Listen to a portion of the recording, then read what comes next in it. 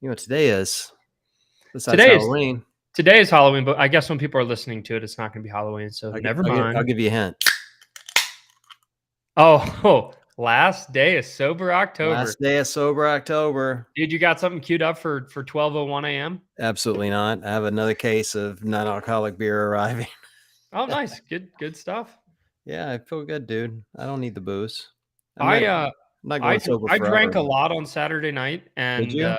I don't drink very much at all, but, I went out with one of my buddies, like, Halloween kinda hangout thing, and, yeah, I realized, like, it does not bring me much value at all. I think there's a lot of other things that you can do that are better than alcohol that, don't have the hangover, and Like what? one of Cocaine? which is caffeine. Meth? And I say what? Like meth, caffeine, or Yeah, like what? yeah, like meth. Yeah. But yeah, man, I just realized like Sunday, I was like, "Oh, yeah, I don't really get hangovers at all," which I know is because I have a very young liver because I didn't have a sip of alcohol until I was 27. But man, I just don't really see the point in it. So Oh, well, I wouldn't say I miss it, but I'm not going to give it up completely. Like there are moments where I'm like, oh, it'd be nice to have, a drink with this, but I am enjoying like the activity, the training, um, new nutrition plan, like kind of everything I'm working on and not waking up wondering if my ankles hurt because I'm old or if because I had drinks the night before. Now I just know it's because I'm old. yeah, Like gotten all that mystery out of my system. Yeah, and it's a real thing. Like worrying about, do you feel this way because you drank the night before or is something wrong? hmm And it's it's a very real thing when you're in your 50s. So kind of getting that out of the way has been nice for yeah, sure. yeah. Now you know it's just actual pain, not Yeah, alcoholic pain. I'm just old and it's real pain. That's what I know. Alcohol had nothing to do with it. That's for how sure. how was your Sunday session? I feel like you always come to these with a Oh, story of an epic Sunday session. I was wrecked. This week we did the first, what I would describe closest to what the gauntlet's going to look like kind of workout. So we did on a 60-minute running clock, 15 minutes to complete 150 wall balls, 150 calories on a rower. You can break it up any way you want. You just have to declare it before you start. Um, and so, that I'll tell you what I learned after I tell you all the workouts. Second, workout was 10 minutes. You get a 5-minute break after that. Then you get 10 minutes. Every minute on the minute, you do 30 double unders and then max effort assault bike for calories. Get a 3-minute break. Then you do 12-minute AMRAP of 3 power snatch, 3 hang clean and jerks, 9 burpees over the bar for rounds. And then you get a 3-minute break. And then the final 12, I think it was 12 minutes, if I'm doing the math right. Final 12 minutes was 5 sandbag squats with a 100-pound sandbag, and then you do a 50-foot shuttle run. And every round, you do an extra shuttle run. Hmm. So you do 5, 1 shuttle run, do 5, 2 shuttle runs, Hmm. do 5, 3 shuttle runs, and so on until you're done. So Who writes these? Jen, the Okay. coach, owner Yep. of the gym, Yep. and she does them with me, and Tom, who is there, and then a buddy of mine, Marty, came to this one too. Nice. And so here's what I learned in the wall balls and rowing. I would define as a moderate strength of mine. I mean, I've got long legs, long arms. I'm moderately tall for a CrossFitter, so I should be decent at those movements, and I am pretty good at them. I decided to do rounds of 15, 10 rounds of 15, which in hindsight was a mistake, not because it was difficult, but because the transition time was too much. I had the rower too far away from where the wall ball was. That was a mistake. And with 10 transitions, I just ate up a lot of time moving between. So I probably should have done, sets of 30 maybe, or move that rower and had quicker transitions. I ended up getting in the 15 minutes, I got 135. I missed by 1 round, 135 wall balls and 130 calories. So Nice. I needed like 1 more minute. And so I lost all that in transition time. Hmm. But I did everything unbroken. So like I know, I was at capacity. I could have hit the time cap. Right. In the second round, I did pretty well. I did everything unbroken, did all the double unders unbroken. Um, Found a decent pace on the bike, made a critical error at the end. I was kind of testing myself against my buddy Marty. He and I are real similar athletes in, in kind of scoring. And I wanted to beat him. And keep in mind, I'm in the second workout of 4 in the hour.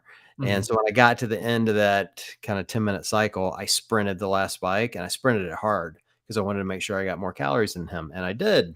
I did beat him. And I had the mindset that 3 minutes was going to be enough recovery time. Yeah, right. Spoiler, 3 minutes was not enough recovery time. And I needed more like 6 minutes recovery time because 3 minutes into the next workout, I was still holding my knees. Like I was Yeah. not having a good time. And he smoked me in the third workout. Hey, but you won the second one. That's what matters. Well, we were doing 4 workouts and then I came back and I won the fourth one. I was fully recovered though by the time we get back to the fourth one.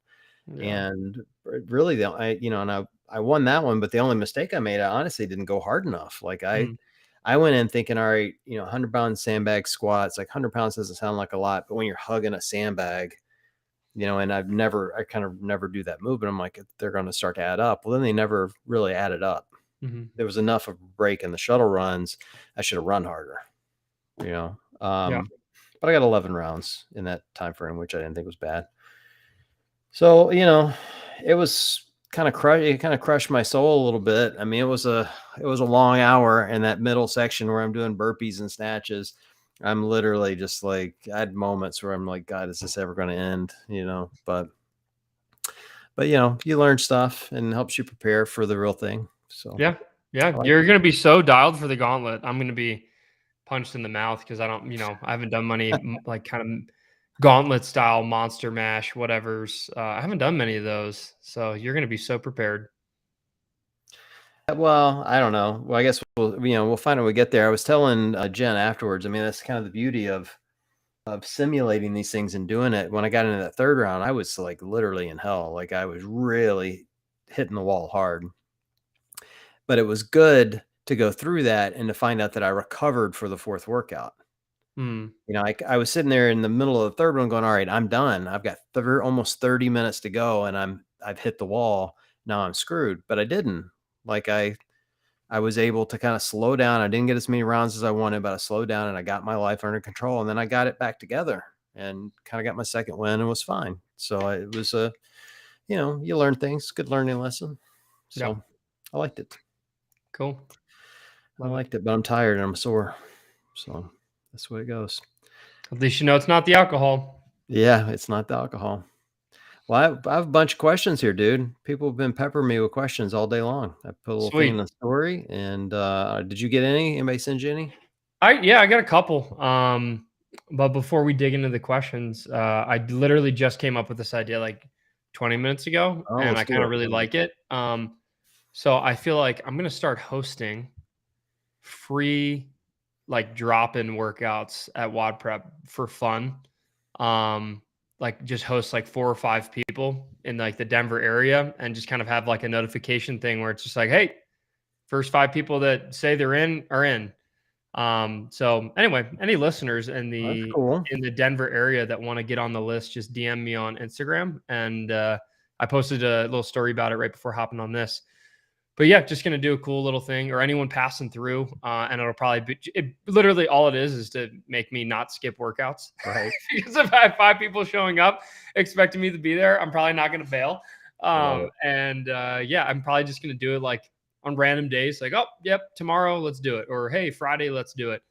So if you want to get on the list, just hit me up on Instagram, and I don't know exactly how I'm gonna message people or how I'll like, because really can probably only host like 5 people in there. Sure. But yeah, I think it's just going to be fun. We're going to be hitting some WOD Prep programming, and I'll modify it as necessary to make sure we have enough equipment. And yeah, I think it's just going to be a great way to get to know people in the area and have a Nice. good time. I'm kind of stoked about it. I love it. Any prerequisites? They have to have CrossFit experience. Like, what's the prerequisites? Yeah, prerequisite is I'm not coaching your ass. There you go. Like I posted it on Instagram. I'm just like, this is not for free double under lessons. This is my workout as well. So I'm not going to be warming up. because I don't warm up.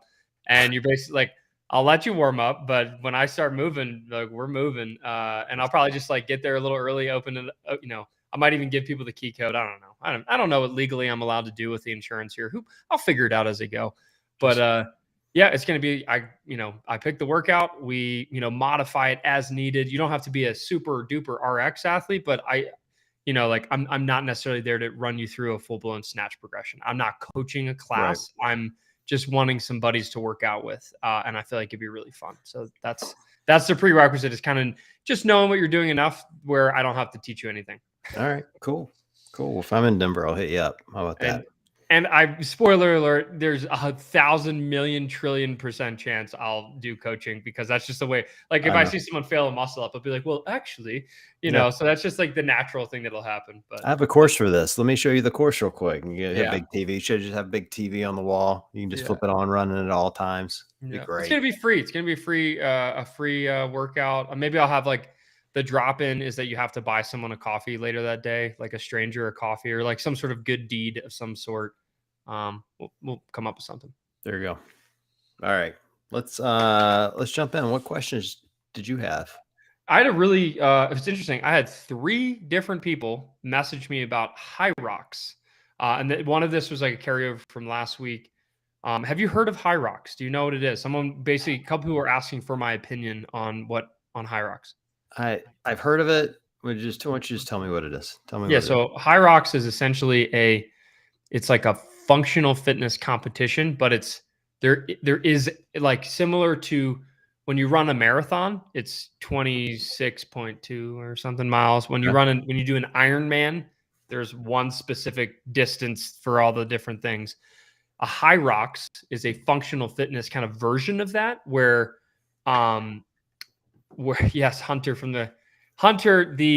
McIntyre does that. I know Hunter. The invited qualifier for the CrossFit Games. Let's be clear. He did not qualify for the CrossFit Games. He got invited. I know. I love Hunter. Hunter's a good dude. But hey, that dude's a savage. He'd beat my ass in most workouts. That's for sure. He's workouts. Say what? He'd beat your ass in all workouts. That dude's a beast. Hey, give me a heavy barbell and let's go to work, son. All right. Or gymnastics work. But anyway, so a Hyrox is basically, it's a race where there's a set amount of things. It's heavily skewed towards running. So one of my good friends, Eric, that I work out with here all the time, I think he's doing a competition this weekend, and he might even win the damn thing based on who's competing there, because Hunter's not going to be there, and a couple other of the, the world champions won't be there. So Eric probably has a decent chance of winning. I was asking him about it the other day, and he's basically like I asked him, like, how would Matt Frazier do? He's like, Matt Frazier would do well, but he wouldn't win because it's basically 50% of the time is spent running. So you have other things like a weighted lunge. You have things like a wall ball. I think that's like the last thing you do. It's like 100 wall balls. So there's definitely functional fitness elements, but it is more skewed towards the endurance runner than it is the CrossFitter. But I do think it's really cool. I like the idea of standardizing a like CrossFit race. I think that's a really cool idea. A lot of endurance sports, they're just, run, bike, swim or some version of that. So I like the fact that they're adding functional fitness elements to it. So I think it's really cool. I definitely probably will do one day and get my butt crushed. But I think it would be really fun. That's awesome. Are you ever, you're not signing up, or you're going to sign up for one? I haven't like put it on the schedule or anything like that, but maybe Eric will invite me one day and I'll go get my butt kicked by him. I want to see you do one. But it's intriguing. And actually what's cool is we could host, there's this guy, Eric, who actually I've met here in the Denver area. And he's like I think he's the head of marketing for Hyrox, or I think Hyrox headquarters is even in Denver. So I'm sure we could have someone on the podcast and knows a lot more about it than I do. And talk about that. All right. What other questions did you have in your feed? I got so many here. That's it. Let's roll. I had some others, but a couple of them were like just very personal stuff that I responded to some people. There's one, I won't even mention his name, but there was one guy who reached out that he's like 30 something years old, 38, and he had a stroke. He had a stroke, and then as he was recovering from his stroke, got COVID, and he was messaging me about being, frustrated about not being able to hang like he used to. And I'm just like, dude, I've never gone through that. I could only imagine. But sometimes I realize that this culture in CrossFit of like PRs, beat other people, it really should just be almost like this appreciation for like how amazing it is it that we get to do this stuff. Because in this guy's case, I mean, he's probably lucky to be alive from a stroke. Right. And he recognizes that. So we had a good conversation about that. But just some other personal stuff that I responded to. But that was like the main theme was the Hyrox. I had 3 questions about that. I think it's hard for people when you're really young, and 38 is really young to me anyway. But when you're young and, I don't know this guy from Matt, I don't know anything about his story, but let's just go with the hypothesis that he's fit and he's CrossFitter, right? Even if he's only moderately fit, but you're young and you have some times posted, like, what you should be able to do. And then you go out with an illness. Like I had COVID and that sucked. Like I was not right for about 4 months after that. And I was in the beta test. Like I think I had it first. I'm pretty sure I was patient 0, but it sucked. Like it took me a long time to get my lungs back under me and to really feel like I wasn't just shitting the bed every time I walked into a gym, and it's frustrating because you're like, oh, I should be able to do this. And you go do whatever that is, and you're nowhere near capacity. And it's like, you don't know what to do about it. Like I was reading Saxon Panchak this weekend.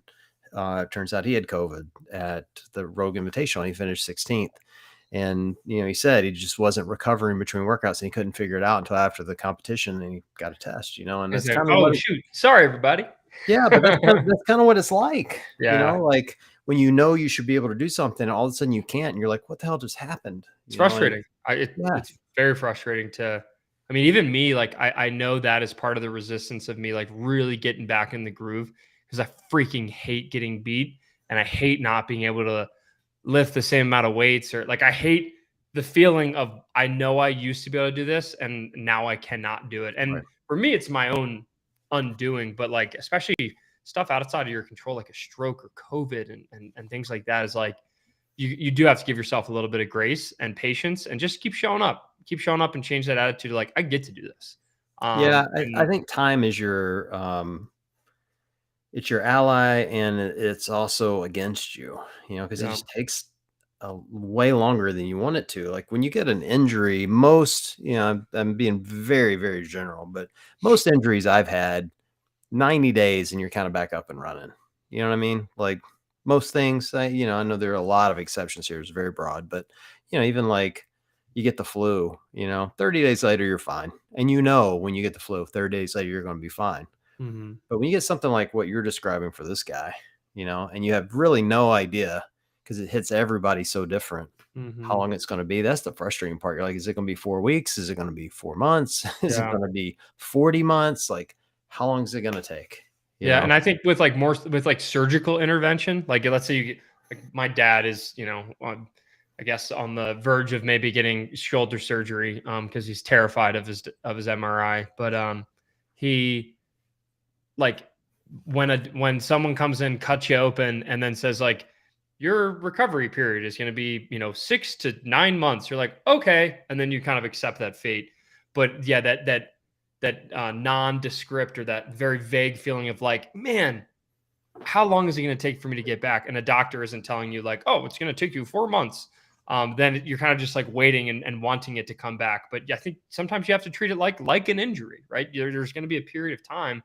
You might not know how long it is, but at some point, if you keep showing up, you're going to be like, oh, I'm back, baby. Right. And yeah, hopefully that'll keep coming for this guy. I'll tell you what I did. I don't know if this is scalable for everyone. But I treated it like a challenge. So I tested a few things to see where I was. I did some lifts. I did a couple of workouts where I knew exactly where my time should be, and then, scored them and realized how far off I was.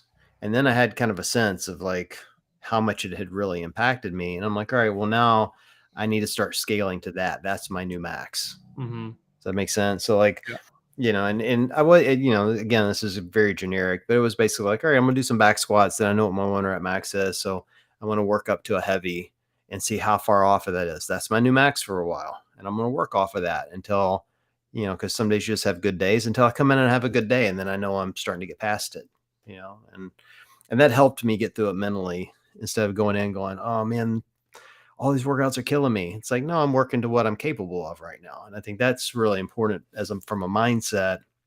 I realize you're working to what you're capable of. You're not being lazy.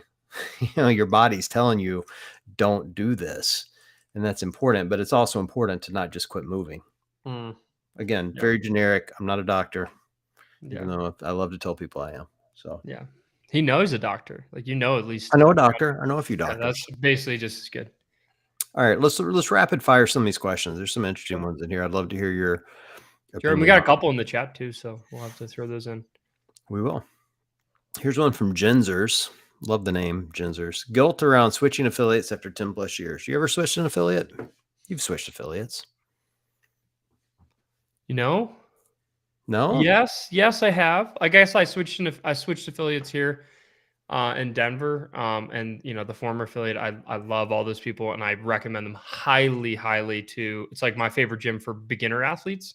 Um, I, but I, yeah, I think I the underlying definitely question, though, is would you feel guilty? Like if you were going to an affiliate for 10 years, and I'm putting words in Genzer's mouth here, I mean, but I'm getting there. I'm getting there. I mean, what I'm trying to say is like even after 1 year of going there relatively sporadically, I did feel guilty like joining did another you? gym and even posting about it because for me, like, it's like it's almost like, oh, there must be something wrong with the former gym, which wasn't necessarily the case. It just wasn't necessarily the right situation for me in the right community. I like the community and the people were great, but like I wanted to be around younger people. I wanted to maybe have real like way shorter warm ups. Like I said, like I don't Yeah. warm up. When I'm there, I'm working out the whole time, and this was very much skewed towards longer warm ups. So but I did feel guilt. Yeah, like I felt guilt, but at the same time, I also had to look back and say, what is going to make me want to go to the gym and be excited for my fitness? Because you're not doing CrossFit for the other people at the gym, right? You're doing it should be to love yourself first, and then maybe to show be a good example for other people who might view you as a leader. But like you're not there for the other people necessarily. So I'd maybe be a little selfish in that and just say like, hey, what's going to make you happier, healthier, and keep going to the box? And if that means switching gyms and spicing things up, then do it. Yeah, I think I've said it before. I don't ever worry about changing. I've never really worried about changing gyms from like, oh, is the gym owner going to be mad at me? Like, I've always viewed it as if I leave as a member, they're going to go find another member one way or another. Like, they're not your family. They're friends. They're Mm-hmm. friendly. You're paying them. Right. Like it's like an employer. It's the same thing. Like if you work for a corporation, for instance, if you got hit by a truck, they're going to replace you tomorrow if they can. Mm-hmm. Like it's not family, Yeah. you're friendly with them. Yeah. Feels Um, like family though. Like I understand the yeah. feeling. Oh yeah. And that's always, I think that's most people's issue is they're like, oh, I'm going to lose these friends or whatever. But every gym I've ever left, I've maintained the friendships Mhm. and, relationships and, still text those people and still trash talk them during the open and all that Yep. stuff. I think these days it's different. Like, I really get this one because it's 10 plus years. So a 10-year affiliate is kind of a different relationship, but it feels different these days than it did 10 years ago. When you left 10 years ago, there were probably only 2 gyms in town, if you're lucky. Mhm. So you were really cheating on them. You know Right. what I mean? You're going to the arch rival. Yeah. Yeah. Yeah. You're in some towns that's still true.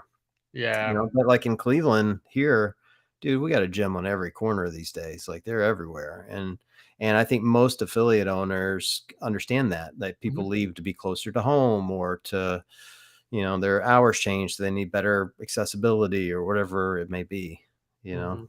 Mhm. Yep. Sometimes they just need to save money. I don't know, but Yep. Yep. I wouldn't feel guilt. That's Yeah. my opinion. Yep. Someone put a very sarcastic elk hunting. I can't get enough of it. That's what they put in here. Just thought I'd throw that out to you.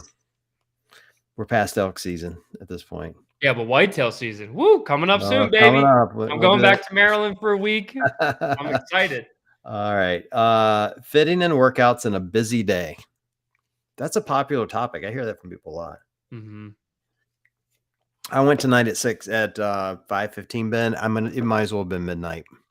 It's the Yeah. latest I've been in a while. I'm like, why is it getting dark out? And why is it so late here? I Dude, can't working out in stand the this. evening is so hard for me anymore, so hard. Oh, it was weird. And it was weird being with a class I don't normally work out with. Like one of the members actually said to me, "What are you doing here?" I'm like, I like to go to the gym. My name's John. They're like, no, no, no. You never come to this late class. What are you doing at the late class? I'm like, I got to, my real job makes me work occasionally. Like, I can't Mm, help it. It was just very, very odd yeah. um, being there that late. For me, that's my thing. Like, fitting in a busy day, you got to schedule. I have to schedule it. Like, I have a really tight, Ben and I were talking offline because we were having some tech problems. And, like this week is so crazy for me, but everything is scheduled out and all of my workouts were prioritized in. I treat Mhm, the workouts kind of like nutrition. Like I think I said last week, I'm prioritizing protein as my nutrition strategy. Like in my life, I prioritize workouts almost over everything because I need yeah. them.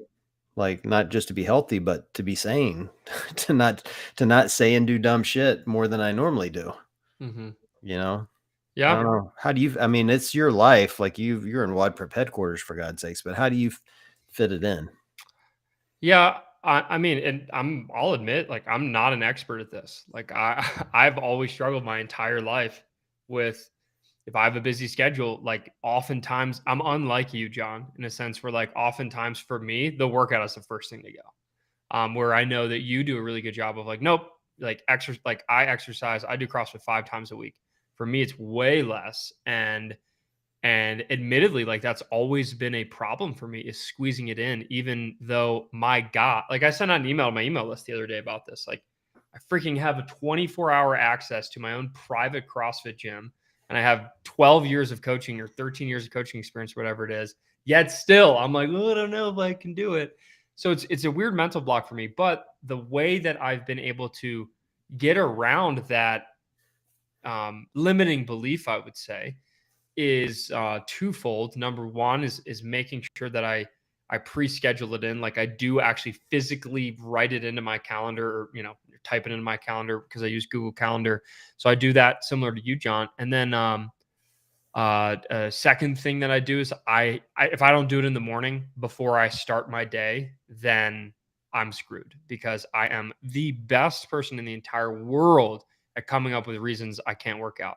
One more game of pickleball, or I got to do one more video, or I'm going to respond to one more message, or I'm going to read this book instead, or Right. like. So for me, mornings are key, and I know not everyone can do the mornings, but for the people who aren't morning people, I'm not a morning person at all, and I found that is the way that I get myself to go to the gym and exercise. And I literally will take my alarm clock. I put the alarm clock outside of my bedroom, and it's freaking loud. It's an actual alarm clock, not my phone. And then when that thing goes up, I'm already like out of my bedroom and walking into the kitchen where my pre-workout is already set up. So like I make it easy. I make it as easy as possible. And that way it helps prevent me from, um, you know, going back in bed or coming up with that Right. excuse. So that's like twofold. And then the third thing that I do is work out with other people, right? Like exactly what I explained with earlier. It's like I'm having issues like getting plugged into a community, don't necessarily have like a crew. Like I used to have like a crew that I threw down with in Japan and I would work out all the time there. But out here, it's like I don't necessarily have that crew yet. So I'm like, screw it. I'll just make my own. So that's one of my strategies is to like try to get a crew that I can throw down with and really have a good time. So yeah, those are my three. I think having a crew is important, Yeah. or just people that you like and like to be around. I think that Yeah. helps you want to prioritize it. That question, by the way, was from Alexandra Helen Mary, longest name ever. Cool. All right. That's three names. It is. It's almost four names when you really read it. All right, here's Wow, one from Tyrannosaur. Love it. Should fantastic. CrossFitters cut and bulk? Ooh, interesting question. So I think yes, because CrossFitters, if you're a CrossFitter that cares about the competition season, I'm going to assume this question is kind of like geared towards a CrossFitter that wants to increase their performance.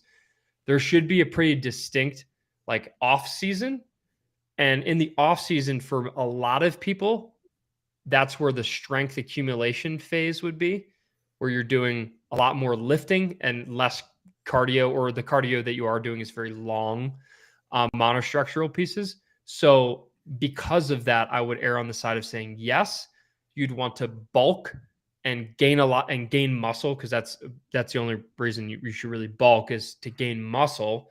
And then the cut or getting lean should happen near competition season, because you don't want to be holding excess weight. So you gain the muscle in the off-season strength accumulation phase. And then as we start to approach the open, kind of like from here towards the open, you'd be cutting, not so much to get down to like single digit body fat, because I don't think that's necessarily even good for performance, but you'd want to cut to get better efficiency at gymnastics. So that's my take on it.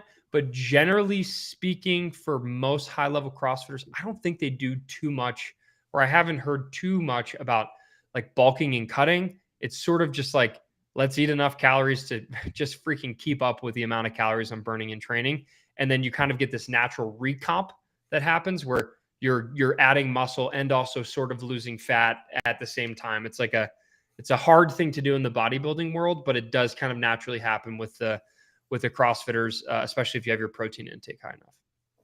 Yeah, I'm kind of on the mindset for around the everyday CrossFitter, because that's where I would fit in. You have to eat enough to be able to perform in the workouts, but not be a jackass outside of that. Sure. Right? Like, so that's neither a cut nor a bulk. So I don't know if you have to. I think the only reason for a cut is if you want some sort of aesthetic. Yeah. Going to the pool, going to the beach, you want to show some abs, you got to cut for like the only way you're going to show abs is to take a cut. Going to the gun show. My close Yeah, up. but it's true though. Like, the old adage that abs are made in the kitchen is straight up 100% true. Like the only way you're going to show abs for most people is to cut, Mm-hmm. and you have to get into a really low body fat percentage. That's just hard to do. It's real hard to do.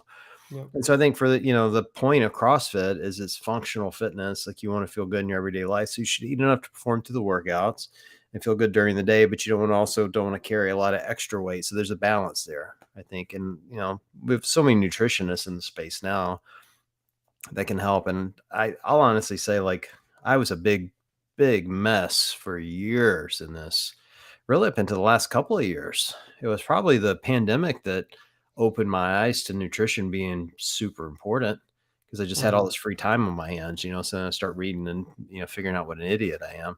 Yeah. And, really just even the last few months as I've been real, probably the last 6 months or so, between RP and now with To Be Human, kind of working those nutrition plans to figure out what's best for me, like really dialing that in has made a big difference, not only in performance, but for me, it's made a big difference in kind of the emotional uh, stability of what you're working through. You know what I mean? Like to be able to go into a workout confident that you're fueled, to be able to come out of that workout knowing you'll be able to recover, kind of the structure of like my fridge right now has 3 days worth of meal prep in it. So I already know what I'm eating tomorrow. Like there's a Yeah. lot of comfort in that.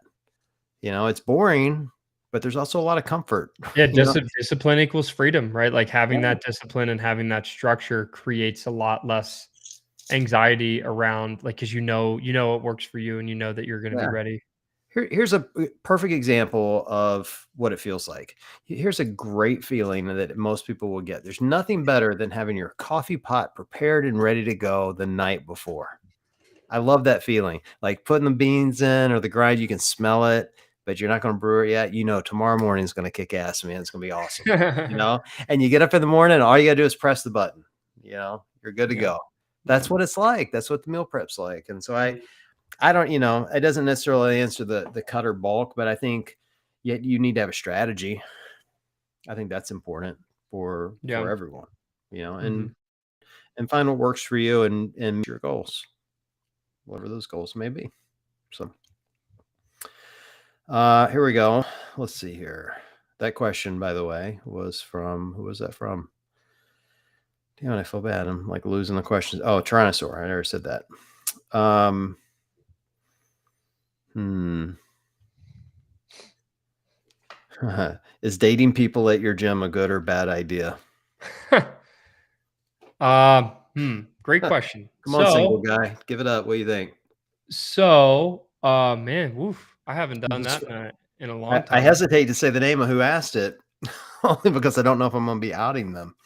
Um, I'm not going to yeah, say it. maybe you don't. Maybe don't even ask it. Yeah, I'm not going to. But I mean, I know of lots of CrossFit marriages, right? Or successful CrossFit relationships, even if that isn't a marriage per se. However, I've seen equally, if not more, destructive relationships in the gym where because of the maybe not congruent intentions of the individuals, one person Right. wants one thing, one person wants the other. Eventually it crashes and burns, and then you're left with like, well, no, I got to go to a different gym. I've seen that so many times. And I've also seen people date everyone in the gym and cause drama and stuff like that. But I think that's very much a personal call. I've seen it work out fantastically, and then I've seen it work out horribly. So, to each their own. I think, statistically speaking, dating usually ends in failure. So, I guess statistically speaking, it's a bad idea. I was like, dude, you were really towing the line there. I was wondering if you're like trying to make sure you get future dates in a gym or not. I couldn't figure out why you're being so wishy-washy, and then you finally settled on an opinion. But, I just tend to go to classes that are just filled with dudes, man. I don't know.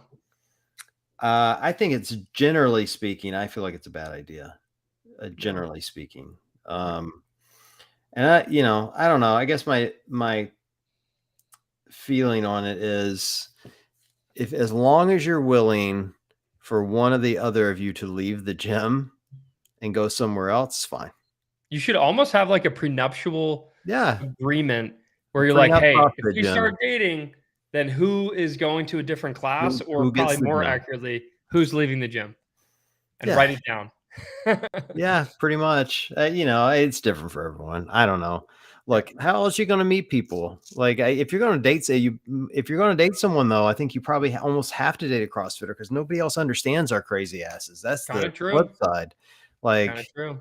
as you meet someone outside of CrossFit and you start trying to explain what we do. Someone asked me today at work. So it was not a dating situation. It was one of my employees, but they go, "What is CrossFit?" And I like paused. I know. I'm like, man, don't throw that softball pitch at me. You're going to be here for a while, you know? Did you say, "How comfortable is your seating Yeah, position?" great. Yeah. Lean back. You're going to be here for a bit. But it's like when you think about all right, you got to answer that. Now imagine that question on a first date. Yeah, And explain it to someone and them just looking at you like you have a third head. Like, yeah. it's hard. So you kind of have to date people within CrossFit. So I guess from that aspect, it's a good idea. You just may find yourself driving all over town to other gyms when it doesn't work out.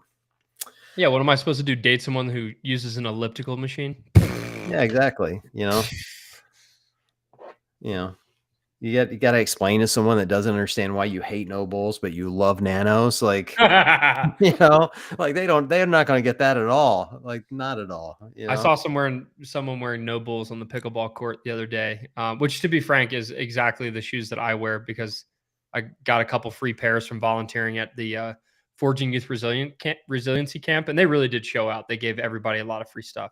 So I got all these free no bull shoes that I'm just burning through on the pickleball court. And I saw someone else out there with no bulls, and I like made a comment, and they weren't a CrossFitter. They're like, "Oh no, I just like picked these up somewhere," and I was just like, "If only you knew how if only you pretentious knew you the are." power of those shoes. Somebody sent me a photo of, I don't even know who the guy was, but he's a musician, like some sort of rock star or something. And somebody had thrown a fake leg. So like, must have been an adaptive athlete, like one of those one of those badass metal legs that you get. Yeah. And it was a full one. And the guy's holding it very provocatively between his legs. So it's, he looks like a tripod, pardon the expression. but the leg has a noble on it. That's I funny. swear to God. And I'm looking at that going, damn it, there's some adaptive athlete in that audience that threw that up on the stage, because there's no way that's not a CrossFit adaptive athlete. Right, and you have to wonder which costs more, the prosthetic leg or the shoe, Oh, the right? shoe. Probably the shoe. Yeah, yeah, the shoe, no doubt. It was a nice shoe too. It was a really nice shoe. All right, we're going to last question. Here we go. This is from Hard Memes Pays Off, a meme account. Is a good question. Strategies to balance between strength and endurance training without favoring one.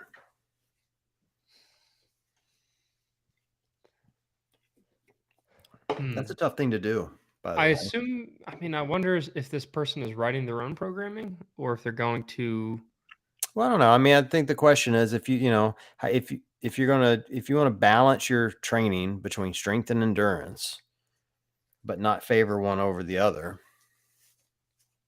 because those are two different disciplines, Yeah.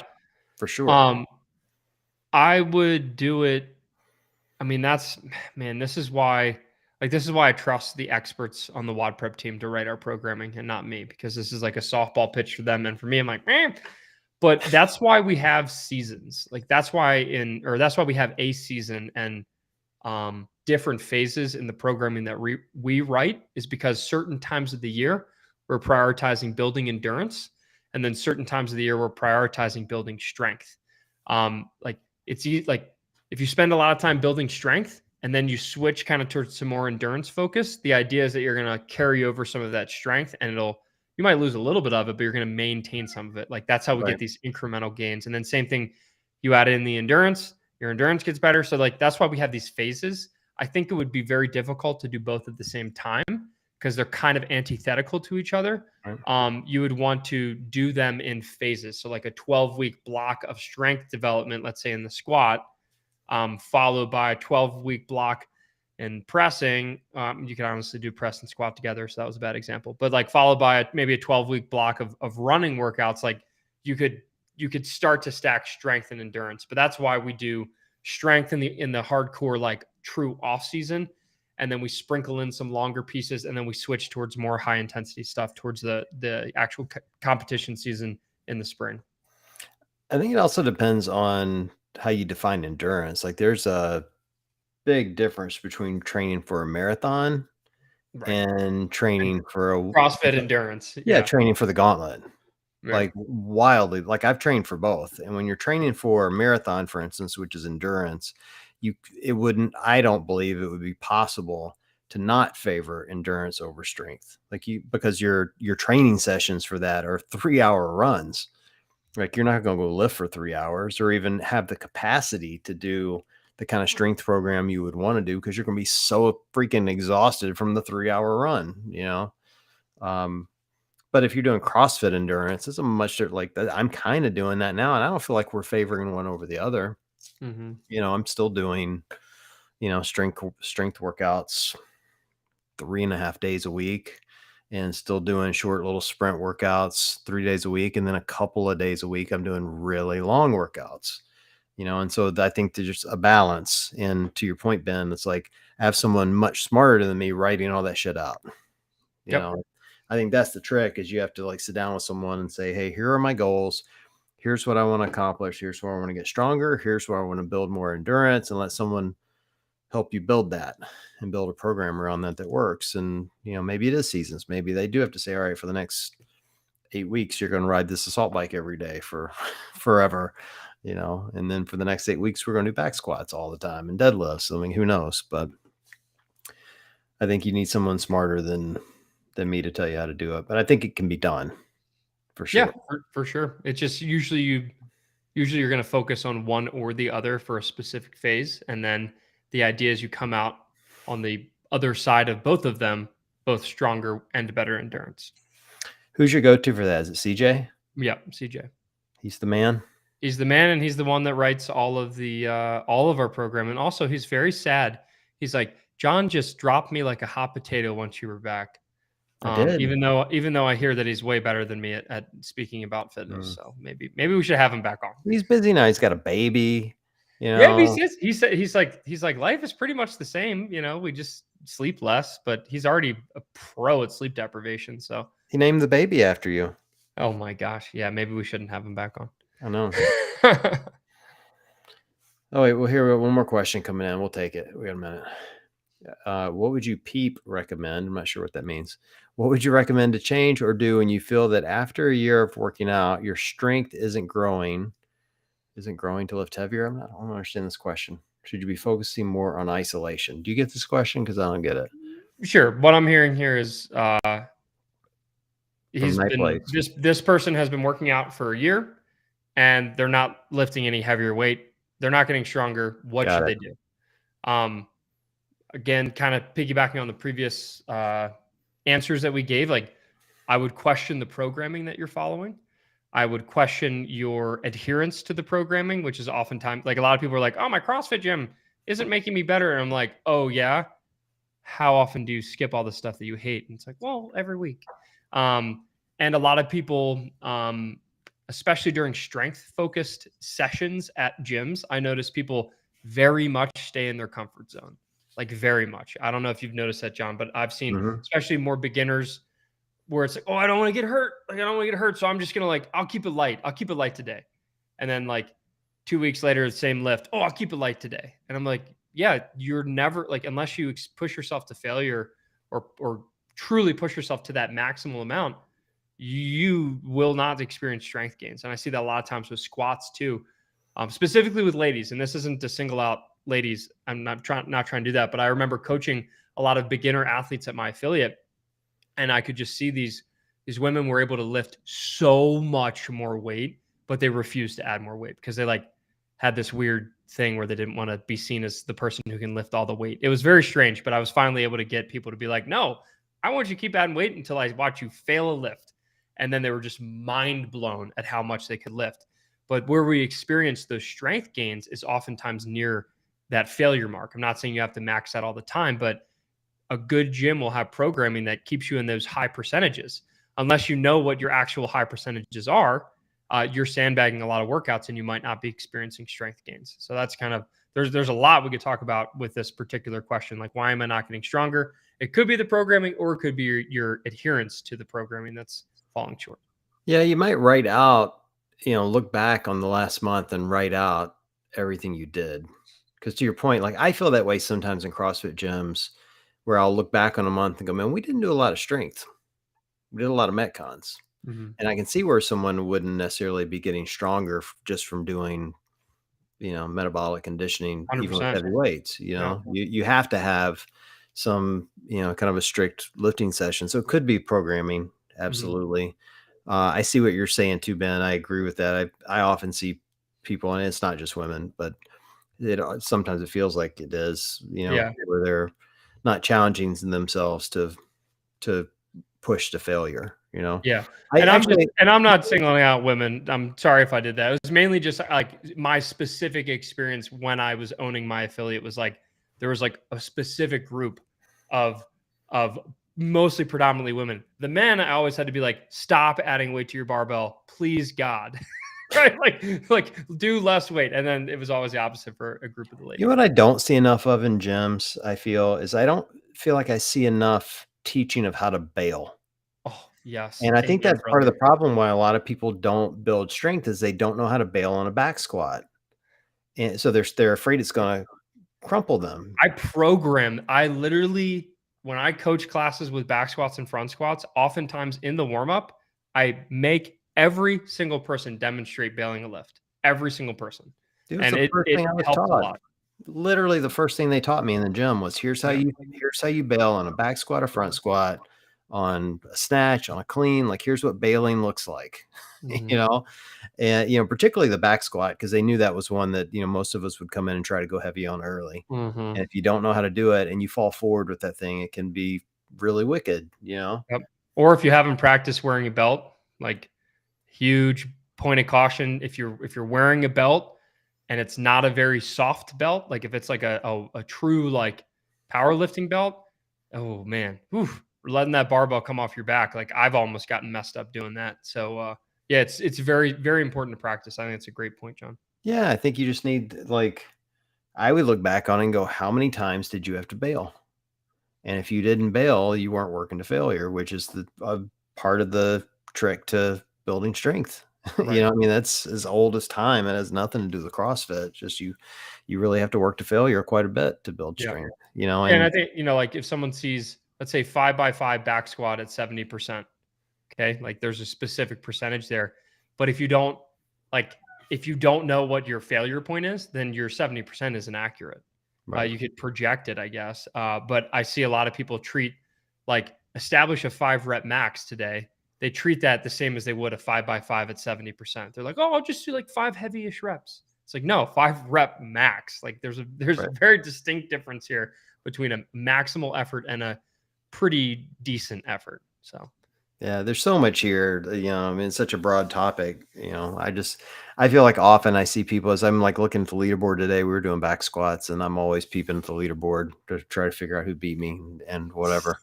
And, trying to figure out are people actually working their percentages or are they just maintaining, mhm. and I'm not judging them for it. It's just like I'm trying to build. So I'm trying to get to kind of the next week. So to your point of the 70%, if you're doing whatever the rep scheme is, 5x2 at 70%, guess what you got to do next time you do 5x2? Not 70%.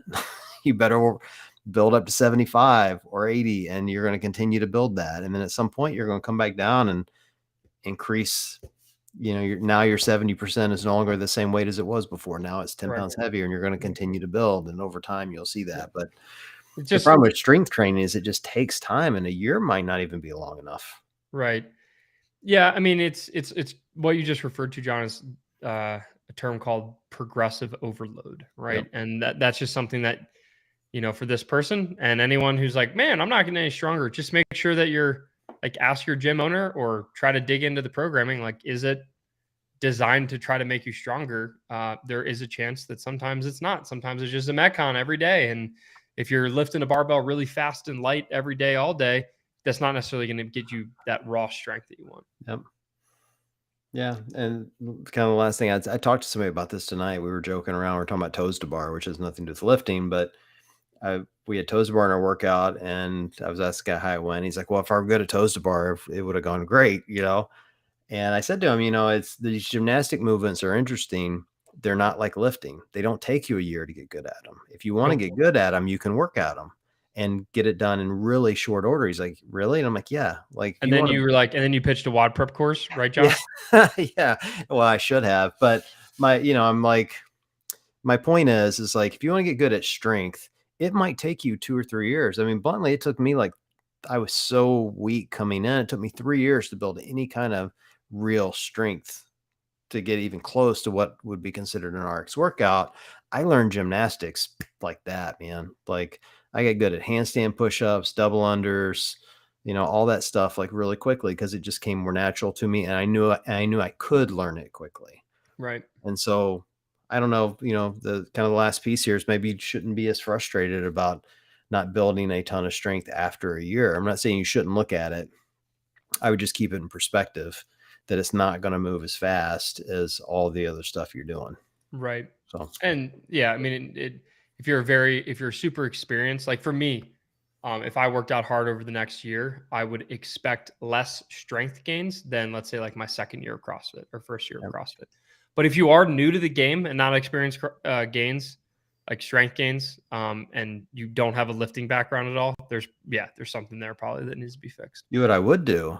I would go get the WOD Prep weightlifting course that you and Savannah did because it's awesome.